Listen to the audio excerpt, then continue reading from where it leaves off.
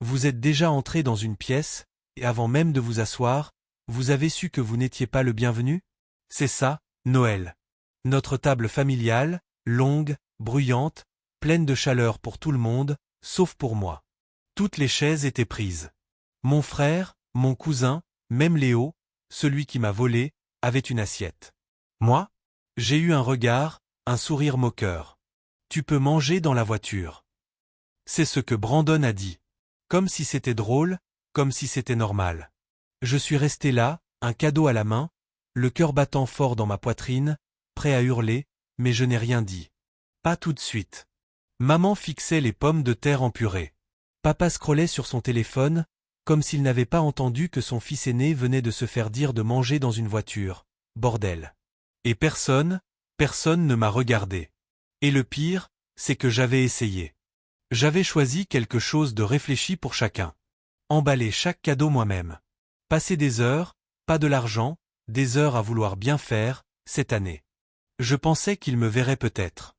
J'ai avalé la chaleur qui montait dans ma gorge et j'ai forcé ma voix à rester calme. Brandon, j'ai dit, regarde sous ton assiette. Son sourire s'est figé. La pièce est devenue silencieuse.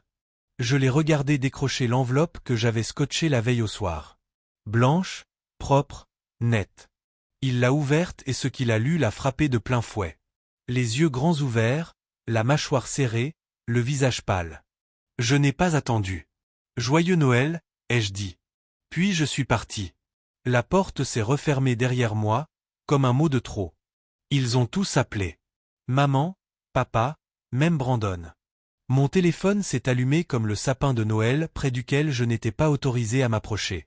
Mais j'ai continué à rouler, dépassant les lumières, le quartier, la culpabilité qui m'enchaînait à cette famille depuis des années. Parce que ce n'était pas qu'une histoire de Noël. Ça s'accumulait, silencieux, lent, empoisonné. Vous voyez, j'ai toujours été le bon frère. Celui qui ramasse les morceaux, qui paye les factures, qui traverse la ville avec des courses et des fournitures scolaires, qui a couvert 3 mois de leur crédit parce que Brandon n'avait pas de boulot. Personne ne m'a jamais demandé ce que je devais sacrifier pour être leur filet de sécurité. Les vacances que j'ai sautées, les dîners que je ne pouvais pas me permettre, les nuits passées seul à me demander pourquoi je ne suffisais toujours pas. Et dès que je n'ai plus pu suivre, je suis devenu inutile. Une blague.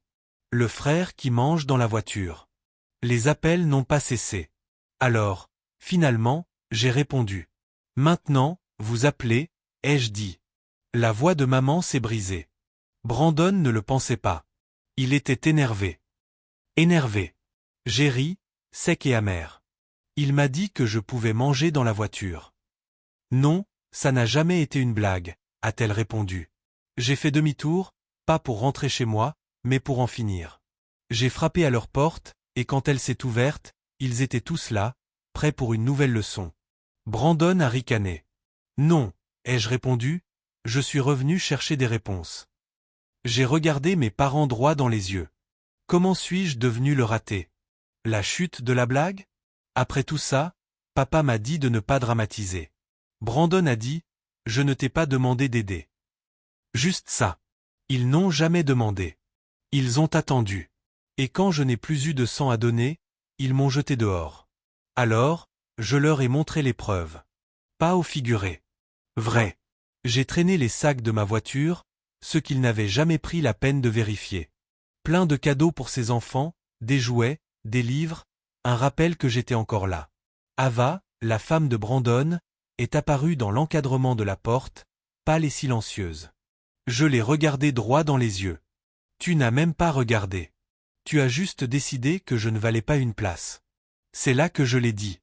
J'en ai assez. Assez d'être leur portefeuille.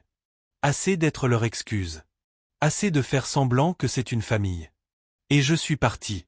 Mais la paix n'est pas venue facilement. 2 jours de silence. Puis, le 3e jour, la sonnette a retenti.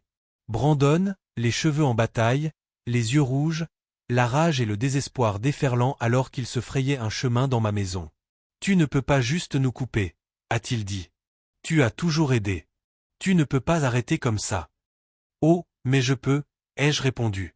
Tu m'as dit que je pouvais manger dans la voiture. Tu te souviens? Il a commencé à crier à propos de ses enfants, de sa femme, de ma responsabilité.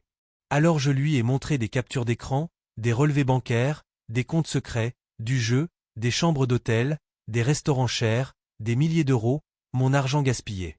Et quand j'ai dit que l'avocat d'Ava avait tout, il a craqué, m'a saisi par la chemise, et a hurlé. Tu crois pouvoir t'en aller comme ça? Tu me dois. On est une famille. Je l'ai repoussé. Non, ai-je dit, tu ne peux pas appeler ça une famille. Pas après ce que tu as fait. Il a essayé de retourner la situation, de me culpabiliser.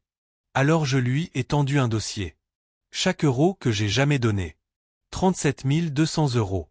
Et je lui ai laissé le choix. Rembourse tout ou je porte plainte. Fraude. Ava témoignera. J'avais les preuves. C'est alors que maman et papa sont arrivés. Ont essayé d'arranger ça. De me calmer. Ne détruis pas ton frère, a supplié maman. Il s'est détruit lui-même, ai-je répondu. Quand Brandon s'est effondré à genoux, sanglotant, essayant d'expliquer pourquoi il avait fait ça, je n'ai pas ressenti de pitié. J'ai ressenti de la clarté. 2 semaines, c'était le délai. Et il a payé. Il a vendu sa voiture, mis tout en gage, pris même un prêt, un paiement à la fois, jusqu'à tout rembourser. Les 37 200 €. Et quand le dernier euro est passé, je n'ai pas ressenti la victoire. J'ai juste ressenti la liberté. Ava a divorcé, a pris les enfants, est partie. Elle m'a envoyé un message. Merci. On va mieux maintenant. Maman appelle encore. Elle envoie encore le même texto. Tu nous manques. Mais je ne réponds pas parce que ce silence-là n'est plus vide. C'est la paix. Et je l'ai mérité. Tu m'as dit que je pouvais manger dans la voiture. Maintenant, tu peux avaler le prix que ça a coûté.